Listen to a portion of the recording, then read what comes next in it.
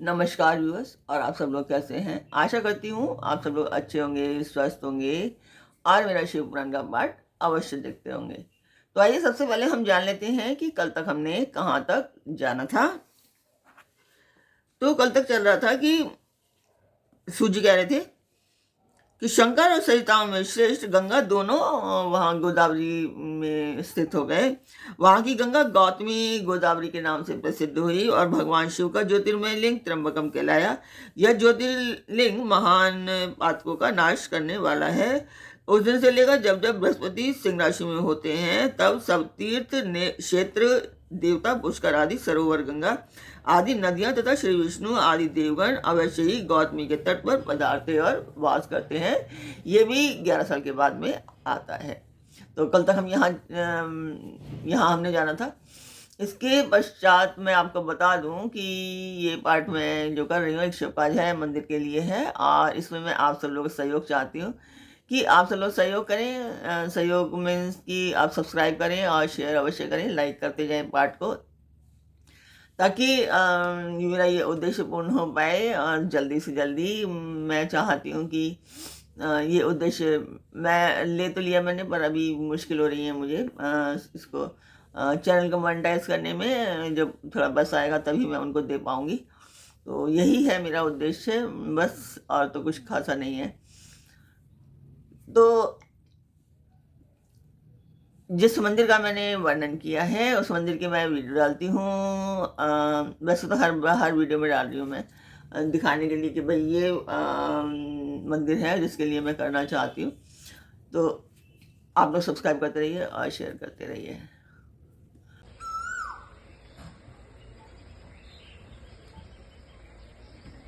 तो मंदिर की वीडियो आपने देखी, आपको मेरा पाठ कैसा लग रहा है कमेंट बॉक्स में मुझे अवश्य बताएं। कमेंट करते रहिए जिससे मोटिवेशन मिलती है।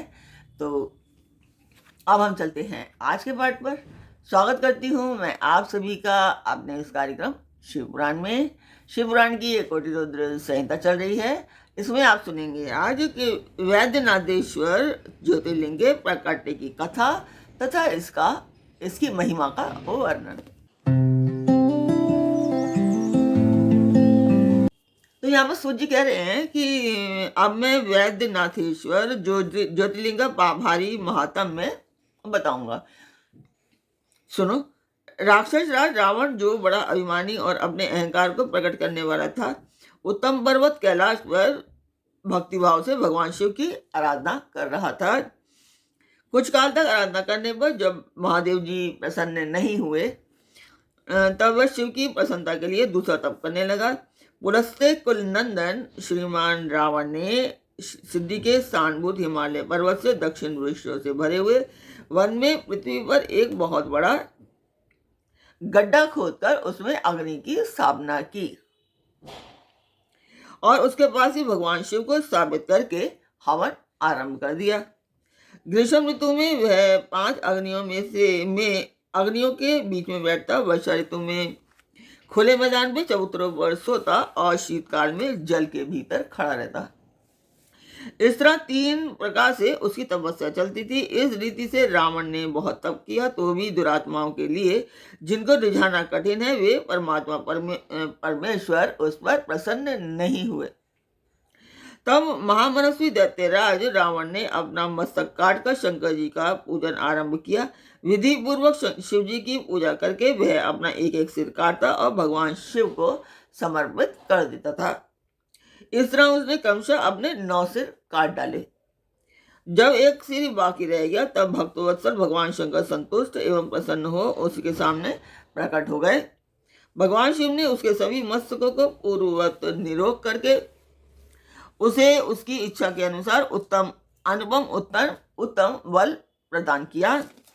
भगवान शिव का कृपा प्रसाद पाकर रावण राक्षस ने नतमस्तक हो हाथ जोड़कर उनसे कहा कि देवेश्वर, आप प्रसन्न होइए, मैं आपको लंका में ले जाना चाहता हूँ। आप मेरे इस मनोरथ को सफल कीजिए, मैं आपकी शरण में आया हूँ। रावण के ऐसा कहने पर भगवान शंकर संकट में पड़ गए और अनमने होकर बोले, राक्षस राज, मेरी सारगर्भित बात सुनो। तुम मेरे इस उत्तम लिंग को भक्तिभाव से अपने घर ले जाओ, परंतु जब तुम इसे कहीं भूमि पर रख दोगे तब ये वहीं स्थिर हो जाएगा, इसमें कोई संदेह नहीं है। अब तुम्हारी जैसी इच्छा हो तो वैसा करो। तो सूत जी कहते हैं कि ब्राह्मणों, भगवान शंकर के ऐसा कहने पर राक्षस राज रावण बहुत अच्छा कहकर शिवलिंग साथ लेकर अपने घर की ओर चला।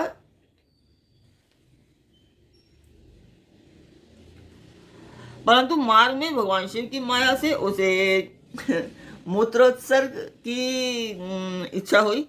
पुलस्त्य नंदन रावण सामर्थ्यशाली होने पर भी मूत्र के वेग को रोक न सका। इस समय वहां आसपास एक ग्वाले को देखकर उसने प्रार्थना पूर्वक वह शिवलिंग उसके हाथ में थमा दिया और स्वयं मूत्र त्याग के लिए बैठ गया। एक मुहूर्त बीतते जब वह ग्वाला उस शिवलिंग के भार से अत्यंत पीड़ित हो वो व्याकुल हो गया, तब उसने उसे पृथ्वी पर रख दिया। फिर तो वह हीरक में शिवलिंग वहीं स्थापित हो गया।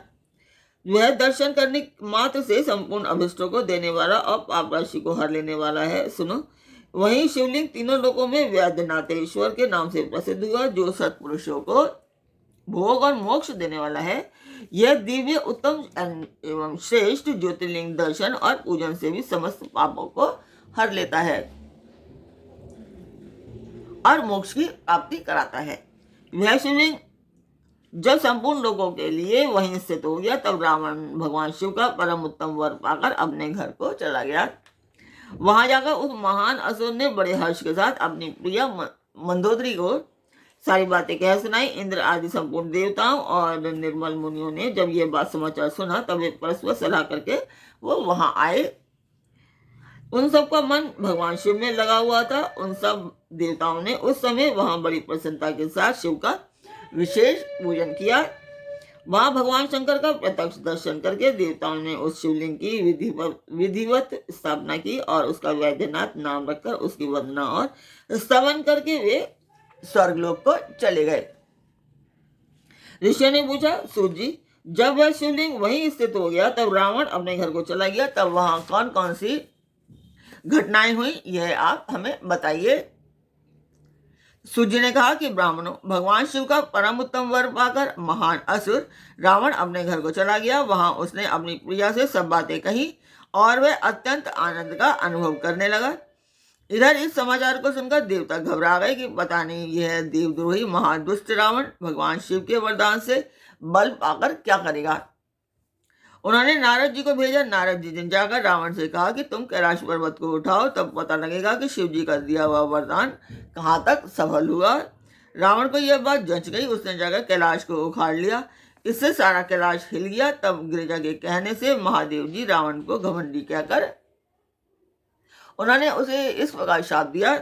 महादेव जी बोले, रे रे दुष्ट भक्त दुर्बुद्धि रावण, तू अपने बल पर इतना घमंड ना कर। तेरी इन भुजाओं का घमंड चूर करने वाला वीर पुरुष शीघ्र ही इस जगत में अवतीर्ण होगा। सूत जी कहते हैं, इस प्रकार वहां जो घटना हुई उसे नारद जी ने सुना। रावण भी प्रसन्न चित्त हो जैसे आया था उसी तरह अपने घर को लौट गया। इस प्रकार मैंने वैद्यनाथेश्वर का मातम्य बताया है। इस सुनने वाले मनुष्य का पाप भस्म हो जाता है। तो मैं तो यही कहती हूँ कि भाई शिव पुराण सुनने वालों का पाप भस्म हो जाता है।